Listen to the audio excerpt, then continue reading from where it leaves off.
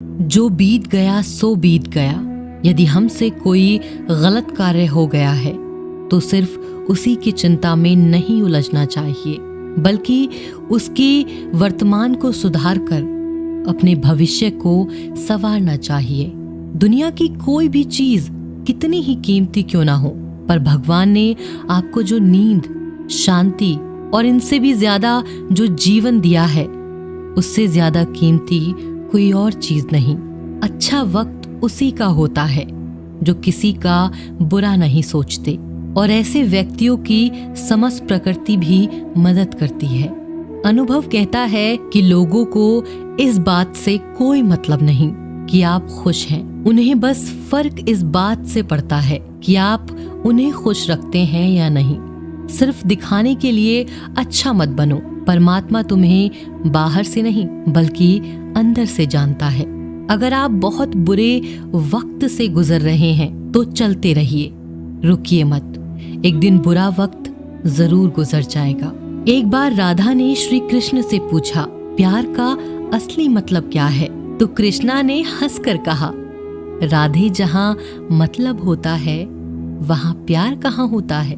किसी के बुरे वक्त पर हंसने की गलती मत करना। ये वक्त है जनाब, चेहरे जरूर याद करता है कि डर कर इससे रोना नहीं। अदम्य सांस भरा है तुझ में, धीरज अपना खोना नहीं। उजियारा जग में फिर आएगा, वक्त ही तो है, गुजर जाएगा। पोंछ ले गम के आंसू अपने, बीज समझकर बोना नहीं। छोड़ा जिसने साथ तुम्हारा, यादों को उसकी ढोना नहीं। खुशियों का पल फिर आएगा, वक्त ही तो है, गुजर जाएगा। एक बार एक इंसान बहुत दुखी था। वो अपनी जिंदगी में कुछ समय से बहुत सारी मुसीबतों से जूझ रहा था। वो हमेशा सोचता था कि मैं अपनी जिंदगी के लिए, अपने बीवी बच्चों के लिए कुछ नहीं कर पा रहा हूँ। इसके साथ मैंने खुद के लिए भी जिंदगी में कुछ नहीं किया। मैं ऐसी जिंदगी क्यों जी रहा हूँ? कभी कभी लगता है कि जिंदगी और इन सारी मुसीबतों को एक साथ खत्म कर दूं। ये इंसान हमेशा बस इसी तरह से सोचता रहता था। एक दिन वो एक नजदीक के बहुत ही बड़े तपस्वी के पास चला जाता है।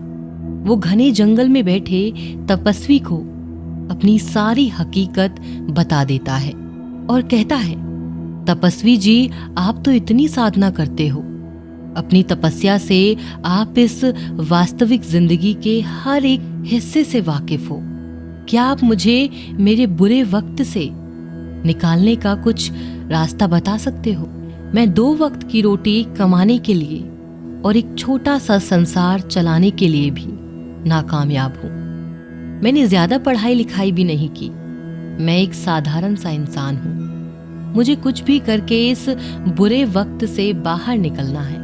तपस्वी जी, मुझे एक ऐसा आसान सा मार्ग बताओ जिसकी वजह से मैं फिर से सुकून और खुशी की जिंदगी जीने लगूं। क्योंकि आप बहुत गहरी ज्ञान की बातें बताओगे तो मैं उसे आत्मसात नहीं कर पाऊंगा।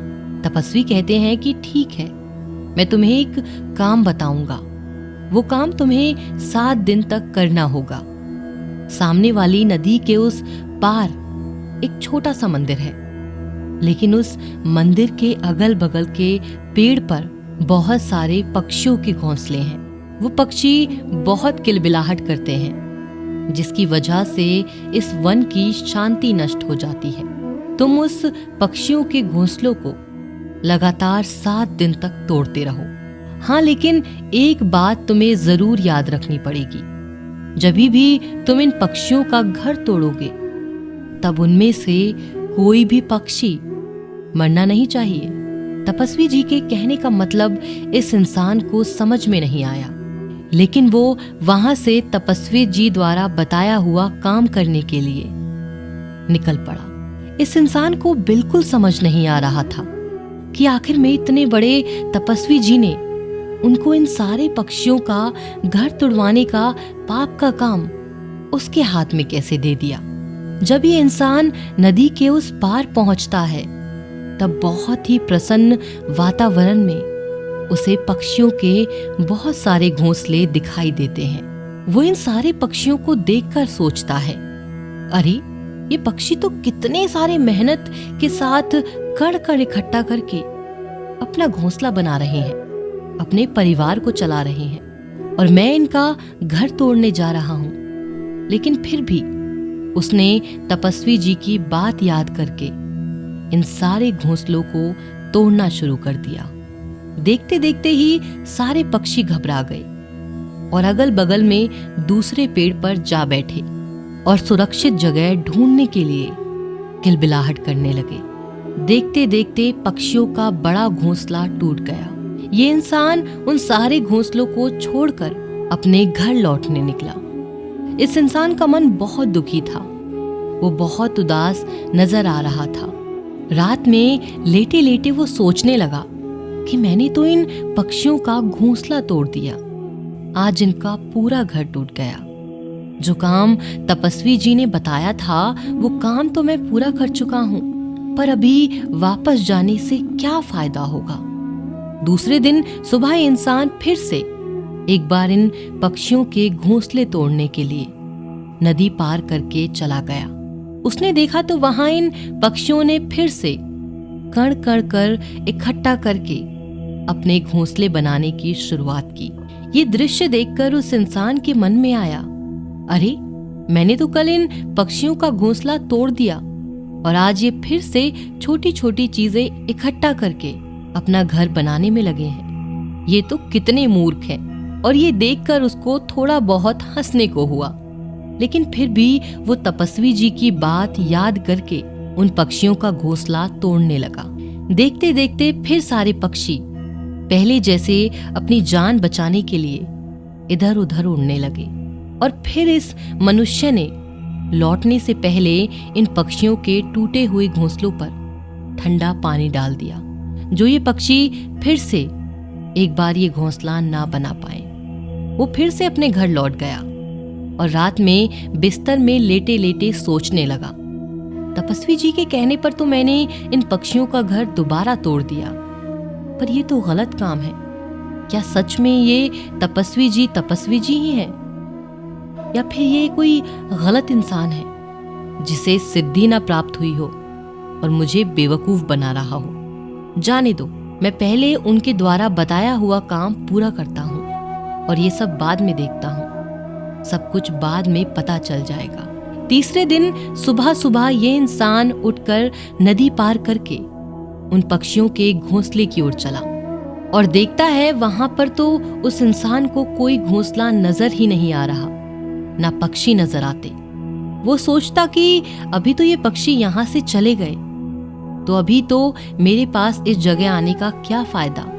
मैं तो अभी उन तपस्वी के पास जाऊंगा और उनको बताऊंगा। ये इंसान सिर्फ मुड़कर नदी पार करके तपस्वी की ओर जाने निकलता है। तभी उसको वहां पर एक नया और बड़ा घोंसला देखने को मिलता है जो इन पक्षियों ने बनाया होता है। यानी ये पक्षी अपने नए घोंसलों को बनाकर वहां पर वास कर रहे थे। ये देखकर ये इंसान सोचता है कि शायद तपस्वी जी को पता था। ये पक्षी अपना नया घोंसला बनाकर दूसरी जगह नया घोंसला बनाकर रहने लगते हैं। इसीलिए ही उन्होंने मुझे इन पक्षियों का घोंसला तोड़ने के लिए कहा था। लेकिन इस सारे दृश्य को देखकर ये इंसान कमजोर पड़ जाता है, क्योंकि इंसान भी पहले से ही वक्त का मारा हुआ था। उसको लग रहा था कि शायद हमको इन पक्षियों की मदद करनी चाहिए। इसके अलावा हम तो इन पक्षियों का घर तोड़ रहे हैं। वो इंसान तपस्वी जी द्वारा बताए हुए काम को बस निभा रहा था। वो फिर एक बार इन पक्षियों का नया घोंसला भी तोड़ देता है और वापस लौटने के लिए निकलता है। जब वो अपने घर वापस लौटने के लिए निकलता है तो इस बार पहले से ज्यादा दुखी था। वो सोने से पहले फिर सोचने लगा कि मैं कितना बुरा हूं। शायद मैं शैतान बन गया हूं। मैं इन पक्षियों को उनका नया घर तक बसाने नहीं दे रहा। वो चौथे दिन फिर से नदी पार करके इन पक्षियों के नए घोंसले की ओर चला जाता है और फिर देखा तो क्या हुआ, इन पक्षियों ने तो दूसरी जगह अपना एक नया घोंसला बना लिया। वो पहले से ज्यादा ऊर्जा के लिए काम कर रहे थे। यह देखकर इस इंसान को लगा, ये पक्षी मेरे से कितने छोटे हैं, तो भी ये हार नहीं मान रहे। मैंने कितनी बार इनका घोंसला तहस नहस कर दिया, ये फिर भी उभरने की कोशिश कर रहे हैं। ये देखकर तपस्वी जी के कहने पर वो एक बार फिर से पक्षियों के बनाए गए घोंसलों को भी तोड़ देता है। और जब वो अपने अहंकार से बाहर आया, तब उसे पता चला कि उसके हाथ से कुछ पक्षियों की मौत हो गई। इस बार ये सारा दृश्य देखकर ये इंसान रोते रोते अपने घर वापस लौट गया और फिर वो सोने से पहले सोचने लगा कि मैं इन पक्षियों पर बहुत ज्यादा अत्याचार कर रहा हूँ। इससे ज्यादा अत्याचार अभी मैं नहीं कर पाऊंगा। 5वें दिन वो उठकर इन पक्षियों को खाना खिलाने के लिए घास लेकर पहुंच जाता है। इस वक्त इस इंसान के मन में सारे पक्षियों के लिए प्यार और प्रेम भाव बसा हुआ था। वो फिर एक बार नदी पार करके उन पक्षियों के घोंसलों की ओर चला। फिर भी उसने देखा कि ये पक्षी फिर से एक बार ज्यादा ऊर्जा के साथ एक नया घोंसला बनाने लगे। उसने इन पक्षियों को खाना खिलाया और अगले 3 दिन तक बिल्कुल ऐसा ही करता रहा। 7 दिन के बाद जब ये इंसान उन्हीं तपस्वी जी के पास जंगल में पहुंचा और कहता है, तपस्वी जी, आपने जैसा बताया था मैंने वैसा ही किया। मैंने उन पक्षियों के घोंसलों को एक नहीं बल्कि 4 बार तहस नहस किया, लेकिन मेरे हाथ से गलती हो गई। चौथे दिन उनके घोंसले तहस नहस करते वक्त मेरे हाथ से कुछ पक्षी मर गए। मैंने अपना काम पूरा नहीं किया और मुझे पता है कि आप मुझे वो तरीके नहीं बताओगे जो मुझे मेरे बुरे वक्त से बाहर निकाल सकते हैं, लेकिन मुझे नहीं लगता तपस्वी जी मैंने कुछ गलत किया है। तो चलो मैं मेरे घर वापस चला जाता हूँ, मुझे वापस जाने की आज्ञा दो। ये बात सुनकर तपस्वी जी मुस्कुराते हैं और कहते हैं, अरे इंसान, तुझे घर जाने की इतनी जल्दी क्यों है? थोड़ा जलपान करो, उसके बाद तुम लौट जाओ। तपस्वी जी इस युवक इंसान के हाथ में पानी का लोटा देते हैं। ये इंसान जलपान करता है और उसके बाद तपस्वी जी इस इंसान से पूछते हैं कि अरे बेटा, तुम उन पक्षियों का घोंसला क्यों तबाह नहीं कर पाए? तब इस इंसान ने सारी हकीकत बताते हुए जवाब दिया कि तपस्वी जी, मैंने एक बार नहीं बल्कि 4 बार उन पक्षियों का घोंसला तोड़ दिया, लेकिन वो नई जगह घोंसला बना रहे थे। तपस्वी जी कहते हैं, अरे इंसान, तुम उन पक्षियों से कितने विशालकाय हो। जरूर उन पक्षियों से ज्यादा शक्ति है तुम्हारे पास, लेकिन फिर भी तुम उनका घर आखिर तक तोड़ नहीं पाए। मैंने तुमको उन पक्षियों का घर तोड़ने के लिए नहीं भेजा था, बल्कि तुम्हें सीखने के लिए भेजा था। तुम्हें जरूर इन चीजों से कुछ ना कुछ सीख मिली होगी। तुम्हारे लिए पहली सीख है जब तुमने पक्षियों का घोंसला कितनी बार तबाह करने की कोशिश की, लेकिन वो पक्षी तुम्हारी कृति से नहीं टूटे, बल्कि वो फिर से उभरकर नया घोंसला बनाने की कोशिश कर रहे थे। जीवन ही कार्यशीलता का नाम है, जीवन ही कर्मशीलता का अर्थ है। इतने छोटे मोटे पक्षी हर रोज टूटकर भी हार नहीं मान रहे। वो हर दिन नई ऊर्जा के साथ अपना घोंसला बना रहे हैं, लेकिन हम इंसान 1-2 बार ही दुख मिलने पर टूट जाते हैं, हार जाते हैं। इतना ही क्या, हम में से कुछ इंसान दुख मिलने पर, हार मिलने पर जिंदगी को खत्म कर देते हैं। जीवन भी इतना कठिन नहीं है जितना हम सोचते हैं। सच में जीवन ही कर्मशीलता का दूसरा नाम है। मृत्यु अंतिम सत्य है। इसीलिए नौजवान, तुम मृत्यु आने से पहले बस कर्म करो, बाद में तो परम विश्राम को जाना ही है। अभी तुमने इन छोटे पक्षियों से सीख ली होगी। तुमने देखा वो पक्षी बड़े थे, वो कभी हारे नहीं। इतना ही क्या, तुम इन पक्षियों से जरूर विशालकाय थे, लेकिन उनका मन तुम्हारे मन से बड़ा था। बस प्रयास करना ही हमारे हाथ में होता है, और जीवन में हर वक्त प्रयास करना चाहिए। जो हर बार प्रयास करता है उसके सामने प्रकृति भी घुटने टेक देती है। इसी तरह ये दुखी इंसान सुखी इंसान में बदल गया था। दोस्तों, हम आशा करते हैं आपने भी तपस्वी जी के माध्यम से इस कहानी से सीख ली होगी और आप भी अपने जीवन के इस सीख का इस्तेमाल करोगे।